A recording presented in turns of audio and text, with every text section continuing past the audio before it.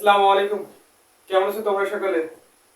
তো তোমাদের ইংলিশ সমস্যার বেসিক সমস্যাগুলো নিয়ে সর্বপ্রথম পার্ট অফ স্পিচে আমরা সমস্যা থাকে, তারপরে আমাদের যে দ্বিতীয় সমস্যা সে টেন্স, তারপরে ভার্ব। তো আজকে আমরা ভার্বের বেসিক কিছু নিয়ম দেখব, যে ভার্ব কত প্রকার, ভার্বকে কত ভাগে ভাগ করা যায় এবং কোন ভার্বের নাম কি, সেগুলো নিয়ে আজকে আলোচনা থাকবে। আশা করি স্কিপ না করে সম্পূর্ণ ক্লাসটি তোমরা দেখবা। তো চলো শুরু করে দেই। আচ্ছা, আমি এখানে লিখে রাখছি ভার্ব। ভার্ব মানে কি? ক্রিয়া অথবা কাজ করার ক্ষমতা। তো এই কাজ করার ক্ষমতার ভিত্তি করে আমরা ভার্বটাকে ভাগ করতেছি কত ভাগে, দেখো দুই ভাগে ভাগ করতেছি। একটা হচ্ছে আপনার ফাইনাইট ভার্ব একটা ভাগ করতেছি আমরা, এন্ড একটাকে নন ফাইনাইট আকারে ভাগ করতেছি। ফাইনাইট কোনটা? যেটা কাজ করতে পারতেছে, আর নন ফাইনাইট কোনটা? যেটা কাজ করতে পারতেছে না। তো এখন দেখো ফাইনাইট ভার্বটা আবার দুইটা অংশ, একটা প্রিন্সিপাল ভার্ব আর একটা অক্সিলিয়ারি ভার্ব। ফাইনাইট ভার্বের কয়টা অংশ? দুইটা অংশ, একটা প্রিন্সিপাল দেন একটা অক্সিলিয়ারি ভার্ব। তো প্রিন্সিপাল আমরা কোনটাকে বলবো আর অক্সিলিয়ারি কোনটাকে বলবো, এটা তোমরা নিশ্চয়ই জানো। প্রিন্সিপাল ভার্বের অপর নাম আমরা কি বলি? মেইন ভার্ব বলি। আর আমরা অক্সিলিয়ারি ভার্বকে মূলত কি ভার্ব বলি? হেল্পিং ভার্ব বা সাহায্যকারী ভার্ব বলি। তো প্রিন্সিপাল ভার্বকে আবার আমরা তিনটি ভাগে ভাগ করতে পারি।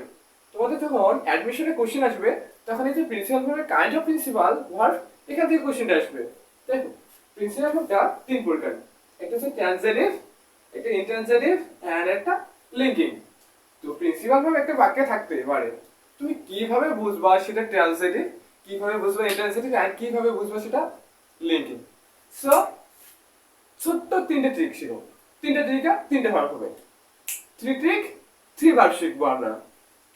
আমরা যে প্রিন্সিপাল ভার্বটা পাবো সেটাকে আমরা কোশ্চেন করব, হোয়াট অথবা হুম। হোয়াট অথবা হুম দ্বারা কোশ্চেন করে যদি আমরা পিছনে উত্তর পাই, ভার্বের পরে উত্তর পাই, সে ভার্বটা হয়ে যাবে কি ভাই? Transitive verb. সে ভার্বটার নাম কি হবে? Transitive verb.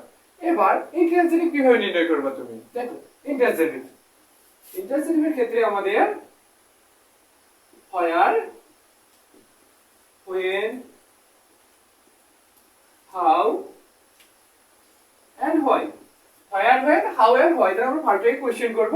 কোশ্চেন করে যদি আমরা পিছনে উত্তর পাই তাহলে সে ভার্বটার নাম কি হবে ভাই? ইন্ট্রান্সিটিভ। তাহলে দুইটা ট্রিক শেষ।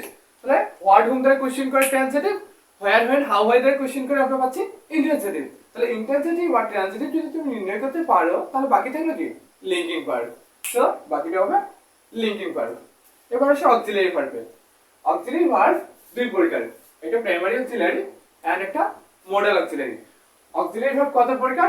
দুই প্রকার, একটা প্রাইমারি অক্সিলিয়ারি এন্ড একটা modal auxiliary.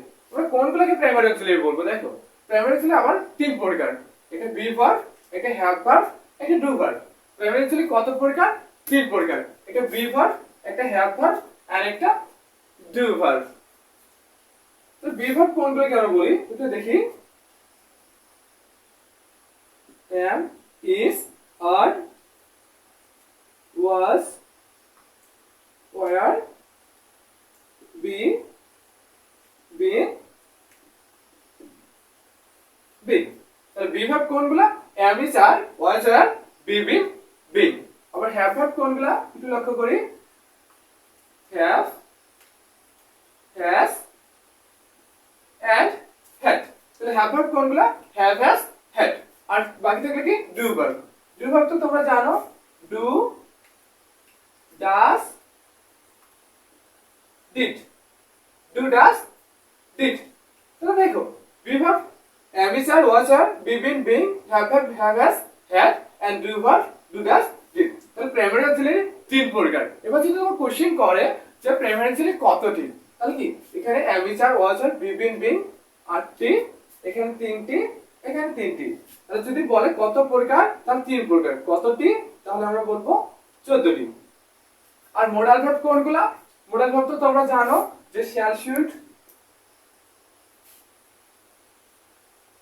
shall, should, will, would, may, might,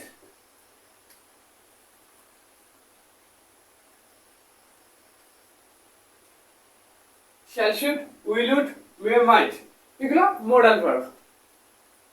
তারপরে থাকলো কি দেখো ভাই, এখন নন ফাইনাইট ভার্ব। তাহলে ফাইনাইট ভার্বটা আমরা একটু রিভিশন দিয়ে নেই। ফাইনাইট ভার্বটা দুই প্রকার, একটা প্রিন্সিপাল ভার্ব, একটা অক্সিলারি ভার্ব। তো প্রিন্সিপাল ভার্বটা কত প্রকার? তিন প্রকার, transitive, intransitive and linking. Auxiliary verb কত প্রকার? দুই প্রকার, একটা প্রাইমারি অক্সিলারি ভার্ব, একটা মডাল অক্সিলারি ভার্ব। তারপরে দেখো প্রাইমারি অক্সিলারি ভার্বটা আবার কত প্রকার? তিন প্রকার, be verb, have verb and do verb. তাহলে প্রাইমারি অক্সিলারি কতটি? 14টি। কত প্রকার? তিন প্রকার। এবার আসো ভাই নন ফাইনাইট ভার্বে। নন ফাইনাইট ভার্ব তিন প্রকার, এটা জেরান্ড, একটা পার্টিসিপল এন্ড একটা ইনফিনিটিভ। নন ফাইনাইট ভার্ব কত প্রকার? তিন প্রকার, এটা জেরান্ড, একটা পার্টিসিপল, একটা ইনফিনিটিভ। কোনটাকে জেরান্ড বলবো, কোনটাকে পার্টিসিপল বলবো এন্ড কোনটাকে আমরা ইনফিনিটিভ বলবো, চলো আইডেন্টিফাই করি। জেরান্ড,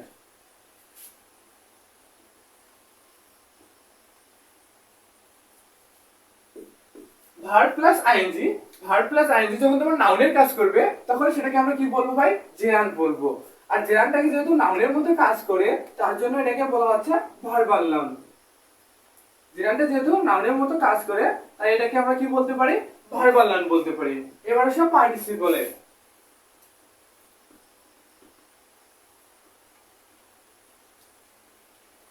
ভার্ব যখন আইএনজি ফর্ম যুক্ত হয়ে অ্যাডজেক্টিভের মতো কাজ করে তখন তাকে আমরা কি বলবো? পার্টিসিপল বলবো। যেহেতু অ্যাডজেক্টিভের মতো কাজ করতেছে তাকে আমরা কি বলবো? Verbal adjective. কেন ভার্বাল অ্যাডজেক্টিভ বলতেছি? দেখো এখানে ভার্বটা আইএনজি হয়ে অ্যাডজেক্টিভের মতো কাজ করতেছে, তার জন্য এটাকে আমি বলবো ভার্বাল অ্যাডজেক্টিভ। আর এটা যেহেতু নাউনের মতো কাজ করতেছে তাকে আমি বলবো ভার্বাল নাউন। অর্থাৎ জেরান্ডকে ভার্বাল নাউন বলা যায় এবং অ্যাডজেক্টিভ পার্টিসিপলকে ভার্বাল অ্যাডজেক্টিভ বলা যায়। এবার আসো ইনফিনিটিভ একটু দেখি আমরা। ইনফিনিটিভ কোনটা? টু প্লাস ভার্বের বেস ফর্ম। টু প্লাস ভার্বের বেস ফর্মকে ইনফিনিটিভ বলা হয়। টু প্লাস ভার্বের বেস ফর্মকে ইনফিনিটিভ বলা হয়। সো ভার্ব নিয়ে যার যতগুলো কোশ্চেন ছিল, ভার্ব কত প্রকার, কিভাবে ভাগ করে, সো ভার্বের পার্ট 1 এর ক্লাস এটি ছিল। সো তোমরা এখান থেকে যদি তোমার কোনো কোশ্চেন থাকে তাহলে আমাদেরকে কমেন্টে জানাবা, অথবা আমাদের হোয়াটসঅ্যাপ গ্রুপ আছে সেখানে তোমরা জানাবা।